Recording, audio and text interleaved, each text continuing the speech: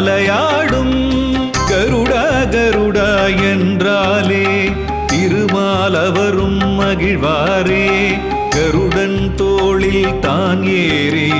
குறைகளை களைய விரைவாரே கருடா கருடா என்றாலே திருமாலவரும் மகிழ்வாரே கருடன் தோளில் தான் ஏறி குறைகளை களைய விரைவாரே கருடா கருடா என்றாலே திருமகள் உள்ளம் குளிர்வாரே கருடா கருடா என்றாலே திருமகள் உள்ளம் குளிர்வாரே திருவருள் செய்து செல்வமெல்லாம் சேர்ந்திடும் வரத்தினை தருவாரே